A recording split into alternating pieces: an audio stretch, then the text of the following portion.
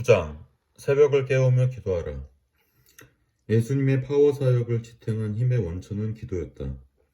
예수 믿는 사람들이라면 다 기도의 필요성엔 동의하지만 항상 너무 바빠서 기도할 시간이 없다고 핑계를 댄다. 사탄이 우리를 유혹하다가 실패하면 그 다음 작전은 게으름을 통해 영적으로 잠들게 하는 것이다. 내가 새벽에 기도하기 위해 일찍 일어나는 것은 아무리 봐도 무리야. 하루 종일 정신없이 바쁜데 어떻게 기도할 시간을 마련할 수 있겠어? 하나님도 너를 이해하실 거야. 이런 식으로 자기 합리화를 시킨다. 그러나 주님은 이 모든 것을 아시지만 하늘 아버지께서 우리의 기도를 기대하신다고 말씀하신다. 예수님은 바쁘신 중에도 결코 바쁘게 살지 않으셨다. 언제나 물 흐르듯 조용하고 평안하게 그리고 풍성하게 사셨다. 조급해하지 않으셨고 허둥지둥 서두르는 법이 없으셨으며 결코 초조해하지 않으셨다. 그분은 대중 속에서 사셨지만 결코 대중에게 휘둘리지 않으셨다. 그 비결이 본문 말씀에 나온다. 마가복음 1장 35절을 보자. 새벽 아직도 밝기 전에 예수께서 일어나 나가 한적한 곳으로 가사 거기서 기도하시더니. 예수님의 사역에는 눈에 보이는 부분과 보이지 않는 부분이 있다. 우리는 예수님이 수많은 사람들의 병을 고치고 귀신을 쫓아내시고 엄청난 설교들을 하신 눈에 보이는 그 놀라운 사역들에 감탄한다. 그러나 중요한 것은 눈에 보이지 않는 부분이다. 그것은 주님이 그렇게 피곤하게 하루 종일 사역하시고도 늘 다음날 새벽 일찍 일어나 한적한 곳, 즉 조용한 곳으로 가셔서 혼자 기도하셨다는 사실이다. 누가복음 6장 12절 13절에 예수님이 산으로 가셔서 밤새도록 철야 기도를 하신 장면이 나온다. 이 습관이 예수님의 공생의 기간 내내 지속되었다. 우리는 보통 기도는 뭔가 능력이 부족한 사람이 하는 것이라고 생각한다. 그렇게 따진다면 이 세상에서 가장 기도할 필요가 없는 분은 바로 예수님이실 것이다. 그분이 인격이 부족한가, 능력이 모자라는가. 그러나 예수님은 항상 기도하셨다. 예수님의 생애는 기도로 시작해서 기도로 끝을 맺었다. 주님은 끊임없이 하나님의 음성을 들으셨고 하나님과 깊은 교제를 나누셨으며 하늘과 땅의 모든 권세와 능력을 공급받으셨다. 예수님의 보이는 사역의 엄청난 파워는 바로 보이지 않는 기도에서 나왔던 것이다. 바쁜 것, 일이 많거나 어려운 것이 문제가 아니라 하나님과 깊은 교제를 갖지 못하는 것이 문제다. 모든 갈등과 고민과 복잡함과 목마름의 원인은 모두 하나님과의 깊은 기도의 교제가 부족한 데 있다.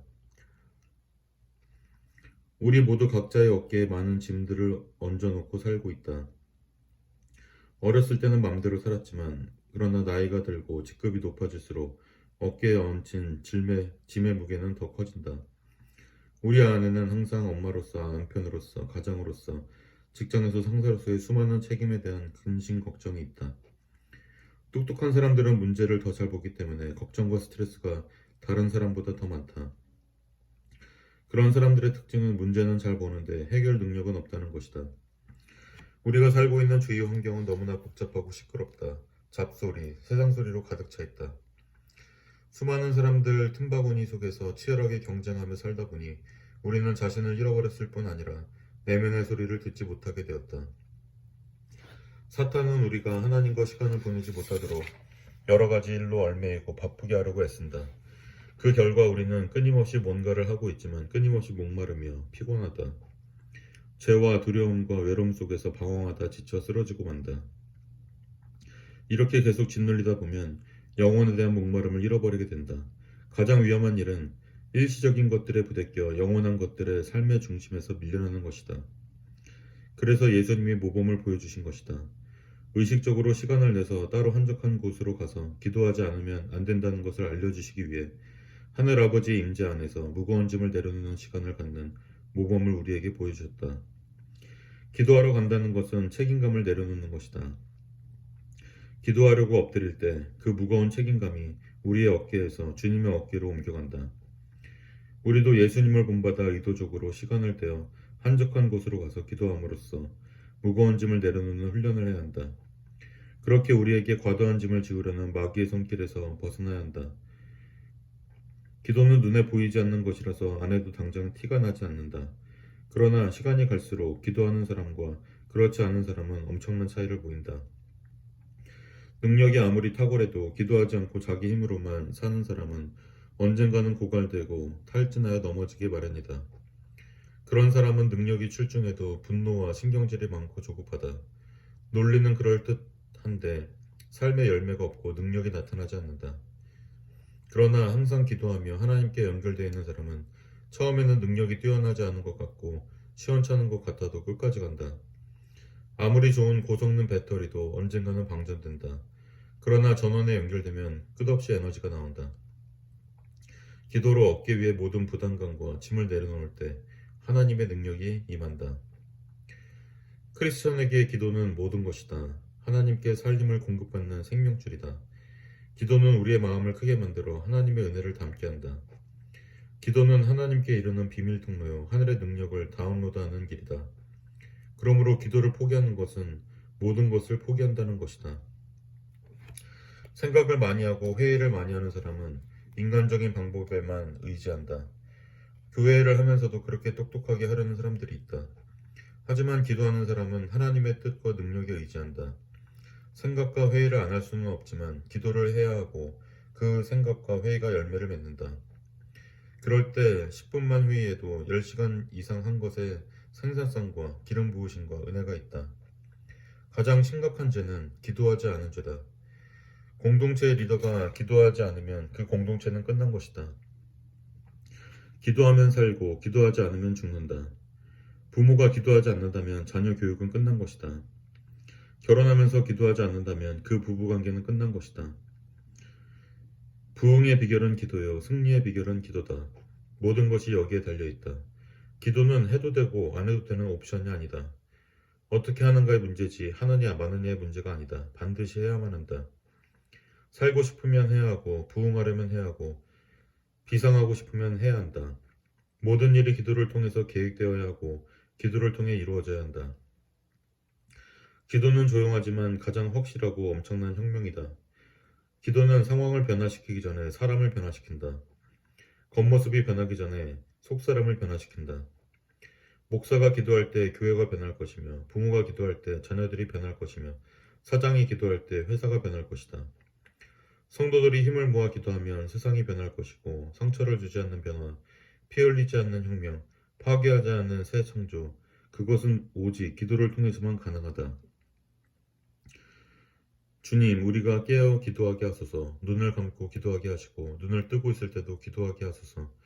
기도 속에서 주님 바라보게 하시고 기도 속에서 주님 생각하게 하소서.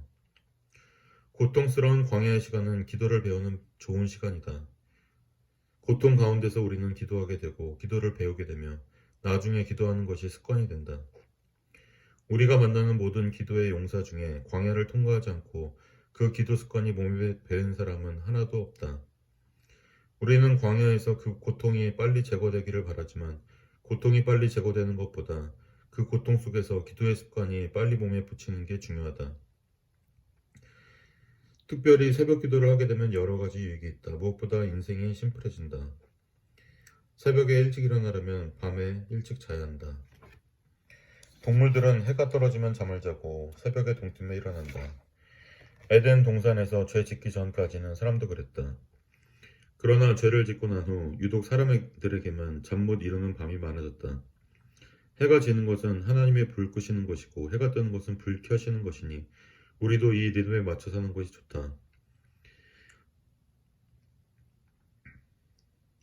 하늘의 것들로 채워지려면 먼저 땅의 것들을 비워야 한다. 우리 영혼을 채우고 있던 세상의 잡동사니들을 깨끗이 정리해보자. 삶에서 비본질적인 것들은 최대한 다 제거해서 하나님이 역사하실 수 있는 공간을 만들라. 새벽기도 체절이 되면 인생이 아주 단순하게 정리된다. 새벽 4, 5시에 일어나면 밤 9시부터 졸립다. 그러면 모든 문제가 단순해진다. 새벽에는 하나님과 조용히 깊은 교제를 할 수 있다.